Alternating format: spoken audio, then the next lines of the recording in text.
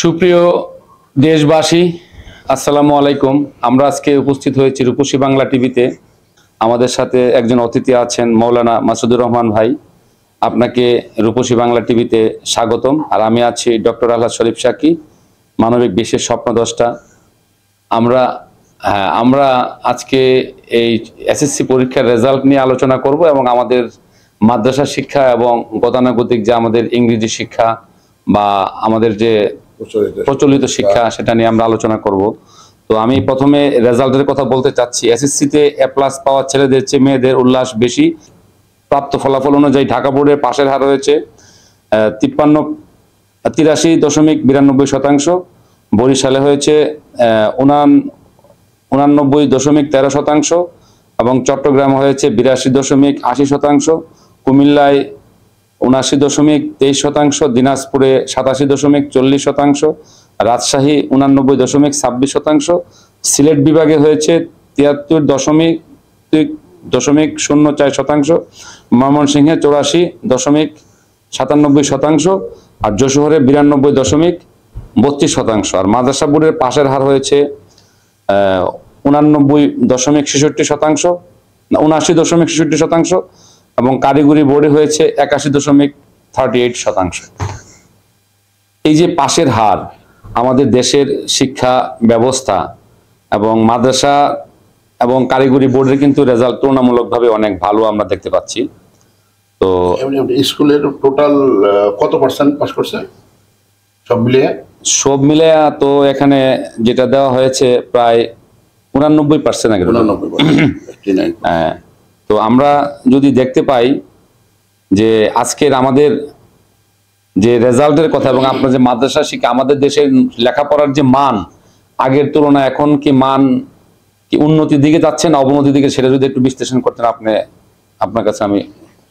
ধন্যবাদ জনাব ডক্টর আল্লাহ শরীফ সাকি সাহেব।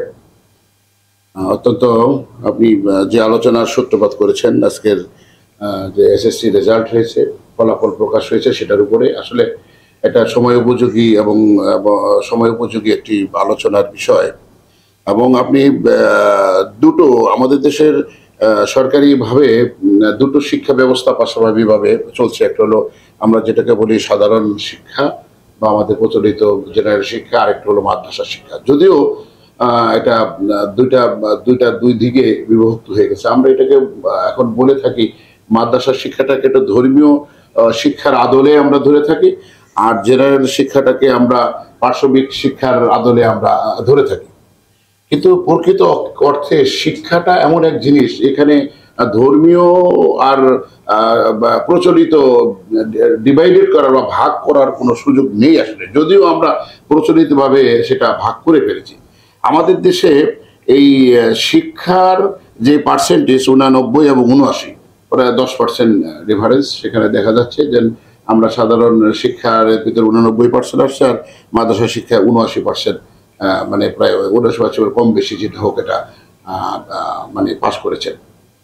সত্যিকার অর্থে আমাদের দেশের শিক্ষার মান, পাশের মান আগের চেয়ে অনেক বেড়েছে, এটা সত্যি কথা। আগে একটা সময় ছিল 20%, 30%, 40% পাস করতো। এখন দেখা যায় সেটা 80%, 90%, 95%, 96% চলে যায়, অনেক সময় দেখা যায় এরকম। আমরা এর আগে আমরা দেখছি একবার এরকম সম্ভবত, আর বেশ কয়েক বছর আগে মাদ্রাসা শিক্ষার পাশের হার প্রায় 95, 94, 95 ছিল। কিন্তু এই যে পাশের হার যেভাবে বাড়ছে আমাদের দেশে, আমার মনে হয় যে আমাদের শিক্ষার মান আমার মনে হয় ওইভাবে ততটা বেড়ে আসে নাই, বিশেষ করে এসএসসি পর্যন্ত। তবে এসএসসি আসলে দেখেন, শিক্ষার ফাউন্ডেশনটা কিন্তু এসএসসি পর্যন্ত। আমি সেটা বলছি, আমরা যে উচ্চতর ডিগ্রিগুলো যে নিচ্ছি, আমাদের যদি দেখা যায় যে যেমন আমরা যে লেখাপড়া করেছি, আমার মনে হয় আমরা যে ক্লাস 8, 9, 10 এর যে রচনাটা লিখেছি ওইটা দিয়েই মনে হচ্ছে আর কি ইন্টার, আমরা গ্রাজুয়েশন, মাস্টার্স, তারপরে যারা অনার্স এবং পিএইচডি, আমি পিএইচডি পর্যন্ত আমরা করেছি। যখন দেখলাম লেখাপড়ার বেসিক ফাউন্ডেশন কিন্তু এসএসসি লেভেল পর্যন্ত, এসএসসি এটাই কিন্তু আসলে বেসিক মূল ফাউন্ডেশন। ওখান থেকে যদি আমরা আমাদের ছেলে মেয়েদেরকে, সোনার ছেলেদেরকে যদি আমরা আগায় নিতে না পারি এবং তাদেরকে যদি আমরা মানসিকভাবে পড়ায় না নিতে পারি এবং মোটিভেশন করে যদি করতে না পারি, যেরকম দেখেন এখনের ছেলে মেয়েরা বন্ধুত্ব করে, একটা ছেলে বন্ধু ছেলে মেয়ের বন্ধু হচ্ছে। এই সম্পর্কে আমি একটু কথা বলতে চাচ্ছি আপনাকে। দেখেন, শেক্সপিয়ার বলেছেন একটা ছেলে কখনো একজন মেয়ের বন্ধু হতে পারে না, কারণ এখানে আবেগ আছে, দৈহিক আকাঙ্ক্ষা আছে। একই কথা বলেছেন আইরিশ কবি অস্কার উইল্ড, নারী এবং পুরুষদের মাঝে কেবল বন্ধুত্বের সম্পর্ক থাকা অসম্ভব, যা থাকতে পারে তা হলো আকাঙ্ক্ষা, দুর্বলতা, ঘৃণা কিংবা ভালোবাসা। হুমায়ুন আহমদ বলেছেন ছেলে আর মেয়ে বন্ধু হতে পারে, কিন্তু তারা অবশ্যই প্রেমে পড়বে, হয়তো খুব অল্প সময়ের জন্য অথবা ভুল সময়ে, কিন্তু খুবই দেরিতে বা আর না হয় সব সময়ের জন্য, তবে প্রেমে তারা পড়বেই। সত্যি বলতে ছেলে মেয়ে শুধুমাত্র বন্ধুত্বের অসম্ভব এবং প্রকৃতি বিরুদ্ধ, কেননা শুধুমাত্র বন্ধু হলেই প্রকৃতির নিজের অস্তিত্ব হারাবে। চুম্বক আর লোহা কখনো পাশাপাশি থাকতে পারে না, আকৃষ্ট করবেই। কেউ যদি তা এড়িয়ে যায় তবে সে বন্ডামি করছে, নয়তো ধোঁকা দিচ্ছে। আগুনের পাশে মোম গলবে। ছেলে ও মেয়ে বন্ধুত্ব হতে পারে, কিন্তু এক সময় প্রেম বা অবৈধ সম্পর্ক রূপ নিবেই, এটাই স্বাভাবিক। এই সম্পর্ক যদি আপনি আমাদের নতুন প্রজন্মকে যদি আপনি এটার সাথে আরেকটা অ্যাড করেন, হ্যাঁ, যে আমাদের মহানবী সাল্লাল্লাহু আলাইহি ওয়াসাল্লাম উনি কি বলেছেন এবং কোরআন কি বলেছে। কোরআন কিন্তু এই একই কথা এইভাবেই কোরআন বলেছে। কোরআন তো বলেই দিয়েছে যে আপনি 14 জন নারী ছাড়া পঞ্চম কোন নারীর সাথে আপনি সাক্ষাৎ করতে পারবেন না। এই যে 14 জনের যে একটা ডেফিনেশন দিয়ে দিয়েছে, বা 14 জনের একটা সীমাবদ্ধতা দিয়েছে, এইখানে বিষয়টা সেখানে ওই বিষয়টা এখানে রাসূলুল্লাহ সাল্লাল্লাহু আলাইহি ওয়াসাল্লাম বলেছেন যে সে একজন ছেলে একজন মেয়ে এক জায়গায় থাকবে, অথচ তাদের সাথে দৈহিক কোনো সম্পর্ক হবে না, ওনার সাথে হৃদয়ে মানে টান আসবে না, এমন যদি কেউ বলে তাহলে বুঝবা সে হয় মিথ্যা কথা বলতেছে, আর না হয় সে রক্তে মাংসে গড়া মানুষ নয়। অর্থাৎ রাসূলুল্লাহ সাল্লাল্লাহু আলাইহি ওয়াসাল্লাম কেন, আমরা যদি আরো আগে যাই, ঈসা আলাইহিস সালামের যুগে যাই, মুসা আলাইহিস সালামের যুগে যাই, ইব্রাহিম আলাইহিস সালামের যুগে যাই, সকল নবী অবতার যারাই আছে সকল যুগেই কিন্তু এই কথাটা মানে এই কথাটা প্রতিমান হয়েছে। কিন্তু আমরা আজকে কি দেখতে পাচ্ছি, এইটা হলো আমাদের বিষয়। আমাদের সন্তানদেরকে আমরা কি শেখাচ্ছি, আমাদের সন্তানদেরকে কোথায় পাঠাচ্ছি। বিশ্ববিদ্যালয়ে আমরা পাঠাচ্ছি। আজকে দেখেন, যদি বলতে হয় ব্রাক ইউনিভার্সিটিতে এবার যেটা হলো, তাদের প্রতিষ্ঠা বার্ষিকীতে যেভাবে উদ্যম নৃত্য দেখলাম আমরা নিউজে, খবরের ভিতরে, বিভিন্ন ভিডিওতে, এটা তো মানে কোনো সভ্য জগতের হতে পারে না। আমি নামটা ভুলে গেছি, ওই আফ্রিকার এক নোবেল শান্তিতে নোবেল বিজয়ী একজনকে জিজ্ঞেস করছিল আপনি হিজাব পরেন কেন, আপনি হিজাব পরেন কেন। তা উনি খুব সুন্দর একটা উত্তর দিয়েছিলেন, খুব সুন্দর পছন্দ হয়েছে আমার।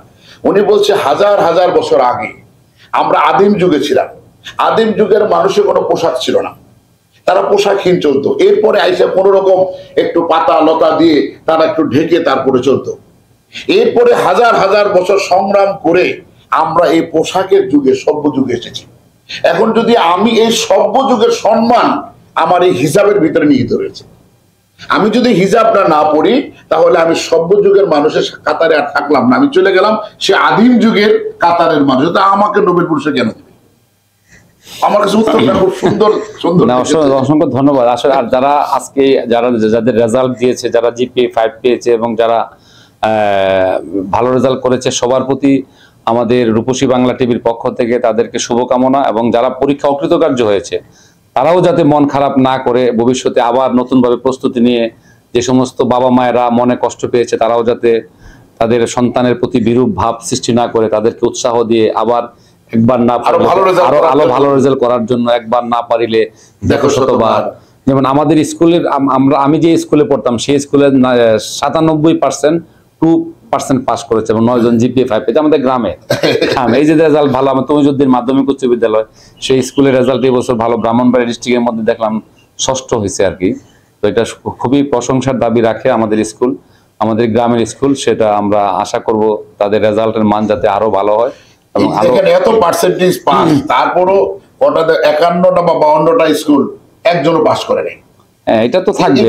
এটা দেখেন, এই যে এখন দেখেন স্কুলে যে তাদের যদি শিক্ষকদের যদি আমাদের টিউশন বাণিজ্যটা কমে যেত, যেমন আগের দিনে কিন্তু আমাদের শিক্ষকরা ছাত্রদেরকে বাসায় বাসায় খোঁজ নিত এবং তাদের লেখাপড়ার মান ধরার জন্য তারা বাসায় গিয়ে খোঁজ নিত, কিন্তু এখন কিন্তু উল্টা হয়ে গেছে। তারা একজন স্টুডেন্ট, যেমন দেখেন শহরের একটা স্টুডেন্ট যতটা সাবজেক্ট, কয়জন টিচারের কাছে প্রত্যেকটা সাবজেক্টের উপর 4 জন 5 জন টিচার থাকে, ভিন্ন ভিন্ন টিচার কাছে পড়তে হচ্ছে। এই যে একটা তাদের যে নৈতিক অবক্ষয় শিক্ষকদের, এ থেকে আমাদের বেরিয়ে আসতে হবে। শিক্ষকরা যাতে তাদের নৈতিক অবক্ষয় মানে অধপতনের দিক থেকে যাতে আমাদের শিক্ষার মানকে যাতে বিকশিত করতে পারে, সেই লক্ষ্যে যে তারা কাজ করে, আমরা আশা করব এই রূপসী বাংলা টিভির মাধ্যমে পুরা বিশ্ববাসীকে, বাংলাদেশের যত শিক্ষা প্রতিষ্ঠান আছে তারা যাতে এই অ্যাটিটিউড থেকে বেরিয়ে আসে যে টিউশন বাণিজ্য থেকে আস্তে আস্তে কমায়, যে ক্লাসে তাদের পড়ানোর জন্য গভর্নমেন্ট বেতন দিচ্ছে, আমরা গার্ডিয়ানরা বেতন দিচ্ছি, তো আবার কেন তাকে এক্সট্রা পড়াতে হবে? এ থেকে আমাদের বেরিয়ে আসতে হবে।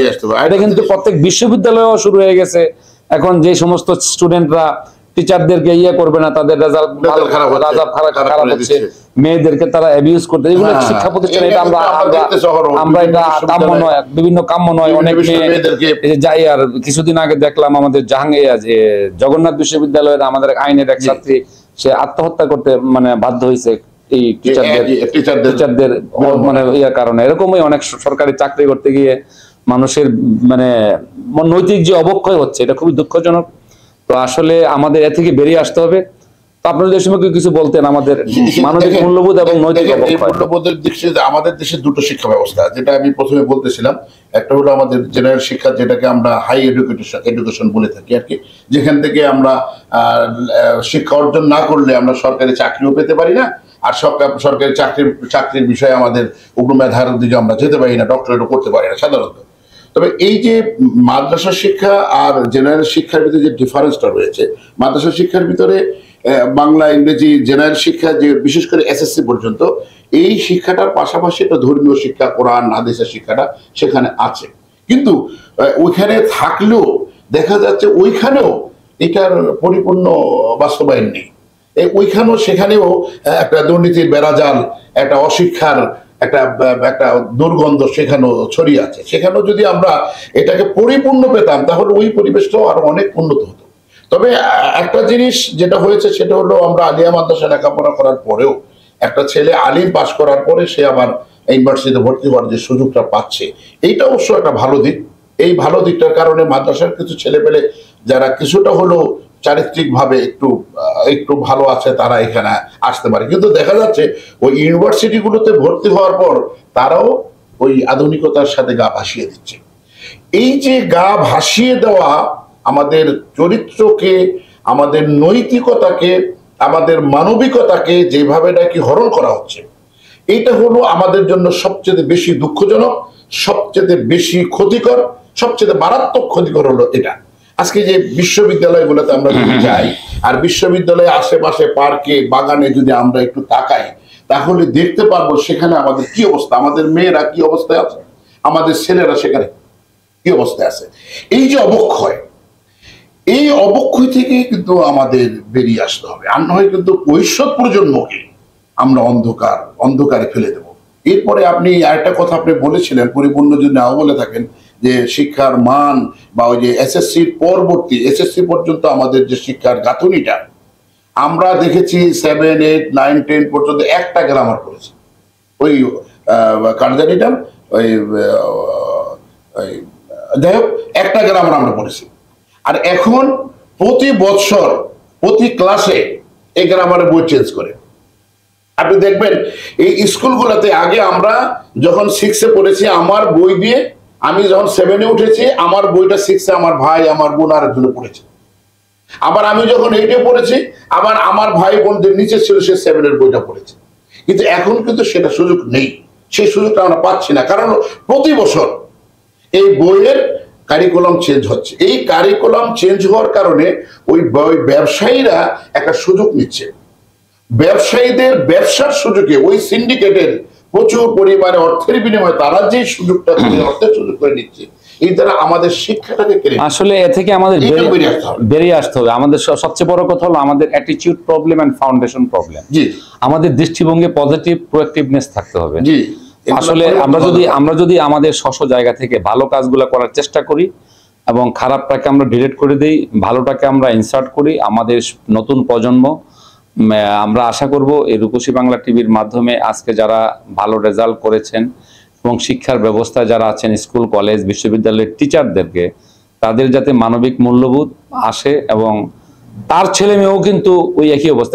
দেখুন আজকের আমাদের সমাজে মেয়েরা অবহেলিত, অনেকে চাকরি করতে গেলেও তারা অ্যাবিউজ হচ্ছে, এটা কিন্তু খুবই দুঃখজনক। এটা আমরা মেনে নিতে পারি না, কিন্তু তারপরে আমরা বাবা হিসেবে, আমরা আমরা অসহায় সমাজের কাছে, সোসাইটির কাছে আমরা চাবো যাতে আমাদের এই সমাজে সমস্ত মানুষগুলা এই মানুষকে ট্রেপে না ফেলে, যাতে ভালো কাজগুলো যাতে তারা করতে পারে, মানুষকে যাতে ট্রেপে না ফেলে। আমাদের মেয়েদেরকে যেমন দেখেন, আমার 1200 তালাক নিয়ে একটা গবেষণা আছে, আমি একটা অ্যাসেসমেন্ট দিয়েছি যে মৃত্যুর আগ পর্যন্ত পরিবার প্রধান ওই মেয়েটাকে তার পকেট মানি এবং ভরণ পোষণ দিতে হবে, না হলে মেয়েটা বিপদে যাবে অবভিয়াসলি। কারণ হয় বাবা দিবে, না হলে ভাই দিবে, না হলে বোন দিবে, মানে সন্তান দিবে, না হলে পরিবার প্রধান সে যেই হোক, পরিবার প্রধান সে যেই হোক, সে তার মা বোন মেয়ের ভরণ পোষণ যদি না দেয়, এই মেয়েটা বিপদে চলে যাচ্ছে। আমাদের সমাজ কিন্তু অনেক সিঙ্গেল। এটা তো আমরা বিষয়টা হয়ে গেছে কি, আমরা অনেক কিছু বলি কিন্তু আমরা ইসলামটাকে আনি না। এই কথাগুলো পরিপূর্ণভাবে কোরআন এবং হাদিসের ভিতরে এই নির্দেশনাগুলো রয়েছে। নারীদের যে অধিকার আজকে ইসলাম কোরআন এবং হাদিসের মাধ্যমে নারীদেরকে যে অধিকারটা দেওয়া হয়েছে, আমরা সেই অধিকারটা দিচ্ছি। আপনি আশ্চর্য লাগে আমার কাছে, পিতার সম্পত্তি, পিতার সম্পদে আমরা আমাদের বোনদেরকে দিচ্ছি না, ডিপ্রাইভ করছে, ভাইরা বোনদেরকে দিচ্ছে না। এটা আমাদের অনেক অনেক না, শতকরা 98 জন, হয়তো 2 জন আমরা পাবো যারা তার বোনদেরকে সমানভাবে দিয়েছে, এটা দিচ্ছে। কিন্তু আমাদের 98 জন ভাই আমাদের বোনদেরকে আমরা আমার পৈতৃক সম্পত্তি থেকে বঞ্চিত করছি। অত ইসলাম কি বলেছে? সাবধান, একেবারে পরিপূর্ণ ভাগ করে করে দিয়েছে। দেখেন আল্লাহ পাক, দেখেন আমরা অনেক সময় অনেক কিছু বলি, আল্লাহ কি করেছে, ছেলেদের অর্ধেক মেয়েদের, ভাই অর্ধেকে আমরা দিতে চাই না, যদি সমান হতো তখন কি অবস্থা দাঁড়াইতো? এখন না, মেয়েরা তো 2 দিক থেকে পায়, আরো 2-3 দিক থেকে পায়, স্বামীর দিক থেকে পায়, তো অনেক দিক থেকে পায়, যার ফলে তাদের ভাগ অনেক বেশি, ছেলেদের চেয়েও ডাবল হয়ে যায়। কিন্তু ছেলেরা তো আর কাম করতে পারছে না। আল্লাহ পাকের হিসাব অত্যন্ত সূক্ষ্ম, সুনিপুণ এবং সঠিক, কোনো সন্দেহের অবকাশ নেই। দেখেন আজকে এই সম্পদ, বোনদের সম্পদ গুলোই যদি আমরা ভাইয়েরা সঠিক মতন দিয়ে দেই, তাহলে বোনেরা আমাদের চেয়ে বেশি ধনী হয়। বোনের কিন্তু কোনো খরচ নাই। এখন আবার দেখা যাচ্ছে কি, সম্পদটা পাইলে বোনের সম্পদ দেওয়ার না, বোনের সম্পত্তি দেওয়ার পরে কিছু বোনের জামাই আছে আবার বাদাইমা টাইপের, তারা তো সংসার ধ্বংস করে দিচ্ছে। না, এগুলা থাকবে। এই জন্যই অনেক পরিবার প্রধানরা কি করে জানেন, যেমন মনে করেন আপনার বোনকে সম্পত্তিটা দিয়ে দিলেন, দিয়ে দেওয়ার পরে কি করলো, ওই তার ভগ্নিপতি সম্পত্তিটা তার কাছ থেকে নিয়ে ফুসলাইয়া সে আবার ফকির হয়ে গেল। তখন ভাই হিসেবে কিন্তু তার সারা জীবন তাকে টানতে হয়, টানতে হচ্ছে। এই জন্য আমি যে কথাটা বলেছি আপনাকে, যে আমরা যদি প্রত্যেকটা মানুষ যে তার যে প্রপার্টিটা, দায়িত্বশীলতা নিয়ে মৃত্যুর আগ পর্যন্ত তাকে আমরা লুক আফটার না করি, তখনই কিন্তু তারা এই দুষ্ট চক্ররা, মনে করেন ভগ্নিপতিরা বিভ্রান্ত হচ্ছে, তার ছেলে মেয়েরা মানে অনেকে বিপদে চলে যাচ্ছে। তখন তো মা হিসেবে তো সে দেখে থাকতে পারে না, তখন তার যা আছে সহায় সম্বল দিয়ে সন্তানকে, আমার ছেলেটা নিয়ে ভালো হয়, আমার স্বামীটা নিয়ে ভালো, আমার স্বামীর মনটা নিয়ে পায়, এরকমও দেখা গেছে। এটা কিন্তু আমাদের গবেষণা, এটা হচ্ছে, এটা থেকে আমাদের বেরিয়ে আসতে হবে। তার জন্য আমার যে অ্যানালাইসিসটা, সেই জন্য আমি আপনাকে বললাম, আমার যে অ্যানালাইসিসটা আমরা যে বলেছি যে মৃত্যুর আগ পর্যন্ত তাকে লুক আফটার করতে হবে, না হলে এই মা মেয়ে আমার মানে স্ত্রী সে বিপদে চলে যাবে এবং তাদেরকে দেখার মতো কেউ নেই। আল্লাহ সুবহানাহু ওয়া তাআলা, এটা আইনগতভাবে সরকার এটা করতে পারে, এটা করা উচিত। এইজন্য শরিয়া বা কোরআনের কোনো বিরোধিতা করা উচিত। তো সুপ্রিয় দেশবাসী, এবং আমরা আজকের প্রোগ্রাম এখানে আমরা শেষ করব। প্রিয় দেশবাসীর কাছে আমরা উদাত্ত আহ্বান জানাচ্ছি, আমরা যদি ভালো কাজ করার চেষ্টা করি স্ব জায়গা থেকে, আমরা বিশ্বকে আলোকিত করতে পারবো, বাংলাদেশকে আলোকিত করতে পারবো। আসুন আমরা মানুষ হই, মানবিক হই, মানবিক আচরণ করি। অবজ্ঞানের মর্যাদা, জয় হোক মানবতা, জাগ্রত হোক মানবিকতা, বেঁচে থাকুক মনুষ্যত্ব। ধন্যবাদ আপনাকে। আমরা এখানে প্রোগ্রাম শেষ করলাম।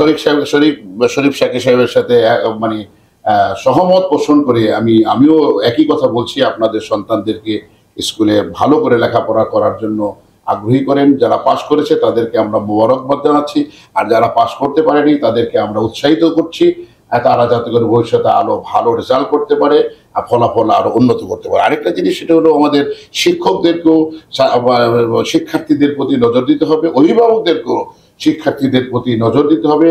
আমার শিক্ষা আমার সন্তানদেরকে কোন প্রতিষ্ঠানে দিচ্ছি, সেখানে আমাদের কি হচ্ছে, সেই বিষয়গুলো আমাদের নজরে রাখা দরকার আছে, তাদেরকে গাইড দেওয়া দরকার আছে। এবং সকলকে আমরা যারা দেখছি শুনছি দেশে প্রবাসে সকলকে ধন্যবাদ জানিয়ে এখানে বিদায় নিচ্ছি। আসসালামু আলাইকুম ওয়া রাহমাতুল্লাহি ওয়া বারাকাতুহু।